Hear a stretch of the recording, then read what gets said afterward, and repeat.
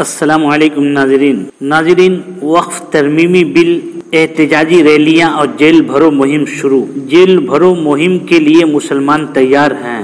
محترم ناظرین، ایک خبر سوشل میڈیا پہ خوب لوگ وائرل کر رہے ہیں، آئیے سماعت فرماتے ہیں۔ صدر آل انڈیا مسلم پرسنل لا بورڈ مولانا خالد سیف اللہ رحمانی نے وقف ترمیمی بل کی شدید مخالفت کی اور بل کو ناقابل قبول قرار دیتے ہوئے مسلمانوں کو مشورہ دیا ہے وہ بل کے خلاف ضرورت پڑنے پر دستور اور جمہوریت کے دائرے میں رہتے ہوئے احتجاجی ریلیاں، دھرنا اور جیل بھرو مہم کے لیے تیار رہیں اور کوئی قدم اپنے طور پر نہ اٹھائیں۔ صدر آل انڈیا مسلم پرسنل لا بورڈ مولانا خالد سیف اللہ رحمانی نے وقف ترمیمی بل کی شدید مخالفت کی اور بل کو ناقابل قبول قرار دیتے ہوئے مسلمانوں کو مشورہ دیا ہے وہ بل کے خلاف ضرورت پڑنے پر دستور اور جمہوریت کے دائرے میں رہتے ہوئے احتجاجی ریلیاں، دھرنا اور جیل بھرو مہم کے لیے تیار رہے، کوئی قدم اپنے طور پر نہ اٹھائے۔ ناظرین، مسلم پرسنل لا بورڈ کا جو بھی فیصلہ ہوگا اس پر عمل کریں اور امن کی فضا کو قائم رکھتے ہوئے ہمیں وقف جائیدادوں کی تحفظ کے لیے متحدہ طور پر جد و جہد کرنے کی ضرورت ہے۔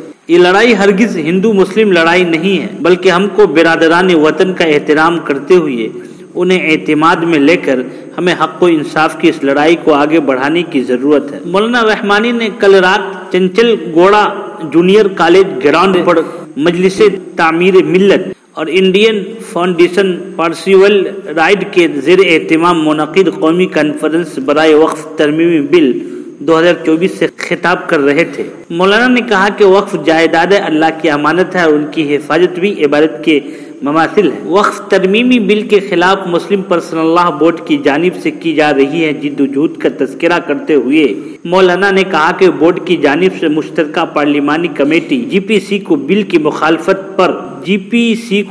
مخالفت میں 270 پر مشتمل تحریری یادداشت پیش کی گئی ہیں۔ اس کے علاوہ بورڈ کے وفد نے انڈیا الائنس میں شامل تمام اپوزیشن جماعتوں کے قائدین سے ملاقات کرتے ہوئے انہیں وقف جائیدادوں کی منشا و مقصد اور ترمیمی بل سے ہونے والے نقصانات سے واقف کروایا گیا۔ صدر مسلم پرسنل لا بورڈ نے کہا کہ ہم نے این ڈی اے کی حلیف جماعتوں کے قائدین چندر بابو نائیڈو، نتیش کمار، چراغ پاسوان، جھارکھنڈ میں جی ایم ایم کے قائدین سے بھی ملاقات کر کے وقف ترمیمی بل کی مخالفت کرتے ہوئے نمائندگی کی گئی ہے۔ بہت جلد ہی چیف منسٹر مغربی بنگال ممتا بنرجی سے بھی ملاقات کر کے انہیں بل کی مخالفت کرنے کا مطالبہ کیا جائے گا۔ بورڈ کی جانب سے بل کی مخالفت میں جی پی سی کو 3 کروڑ سے زیادہ ای میل رسال کیے گئے ہیں۔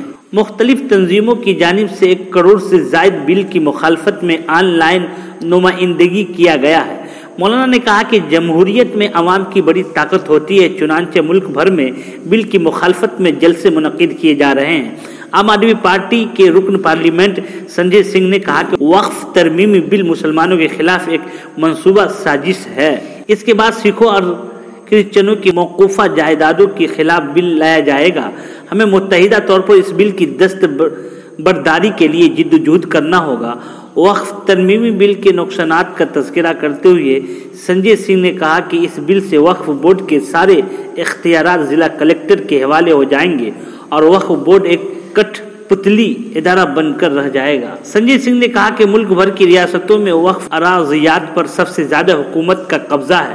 مرکزی اقلیتی امور کے وزیر اس بل کو مسلمانوں کی ہمدردی اور ان کے مفاد میں ہونے کا دعویٰ کر رہے ہیں۔ اگر انہیں مسلمانوں سے واقعی ہمدردی ہے تو حکومتوں کے قبضے میں موجودہ تمام وقف جائیدادوں کو مسلمانوں کے حوالے کر دیں۔ اس لیے نئے بل میں وقف جائیدادوں کی دوبارہ رجسٹریشن کی بات کی جا رہی ہے۔ اگر کوئی رجسٹریشن کے لیے دستاویزات پیش نہ کر سکے تو ان جائیدادوں پر بلڈوزر چلانا مقصد ہے۔ انہوں نے کہا کہ ہمیں بابا صاحب امبیڈکر کے دستور کو بچانے کے لیے تمام سیکولر جماعتوں بشمول چندر بابا نائیڈو، نتیش کمار اور دیگر اتحاد کے لیے جدوجہد کرنا ہوگا۔ سابق رکن پارلیمنٹ محمد ادیب صدر نشیم آئی ایم سی آر نے کہا کہ وقف ترمیمی بل کے خلاف ایک طرف ملک کے مسلمان جی پی سی سے نمائندگی کر رہے ہیں، دوسری جانب مرکزی وزیر داخلہ امت شاہ مجوزہ بل کو آئندہ پارلیمنٹ اجلاس میں منظوری کی بات کر رہے ہیں۔ وزیر داخلہ کا مذکورہ بیان جی پی سی کی توہین کے مترادف ہے۔ انہوں نے کہا کہ اس بل کی مخالفت مسلمانوں کی آخری لڑائی ہوں گی، ہم اس بل کو کسی بھی صورت میں منظور ہونے نہیں دیں گے۔ محمد ادیب نے کہا کہ اگر یہ بل واپس ہو گیا تو حکومت کے پاؤں اکھڑ جائیں گے۔ رکن پارلیمنٹ عمران مسعود نے کہا کہ وقف ترمیمی بل دستور میں دی گئی آزادی کے مغائر ہے۔ حکومت نے اس بل کو پیش کر کے دستور کی دھجیاں اڑا دی ہے۔ ہم کو NDA کے حلیف قائدین نائیڈو اور نتیش کمار کو اعتماد میں لینا ہوگا۔ سابق مرکزی وزیر رحمان خان نے کہا کہ وزیر اقلیتی بہبود کرن رجیو وقف ترمیم بل کو مسلمانوں کی فلاح و بہبود سے جوڑتے ہوئے عوام کو گمراہ کر رہے ہیں۔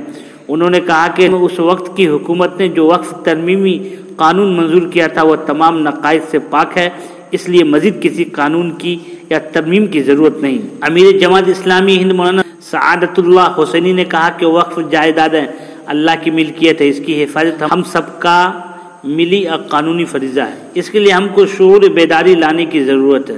رکن پارلیمنٹ ناصر حسین نے کہا کانگریس کی زیر قیادت انڈیا اتحاد میں پارلیمنٹ میں اس بل کی شدید مخالفت کی ہے، یہی وجہ ہے کہ حکومت کو اس بل کا جائزہ لینے کے لیے GPC کو قائم کرنا پڑا۔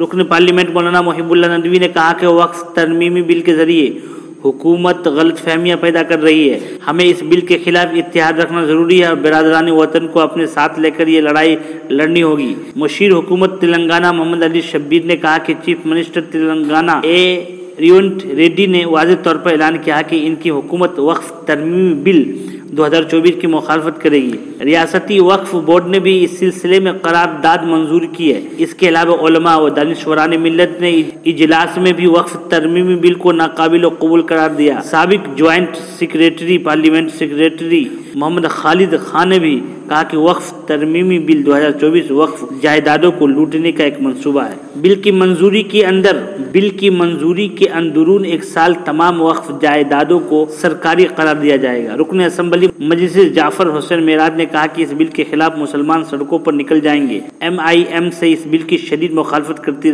آ رہی ہے۔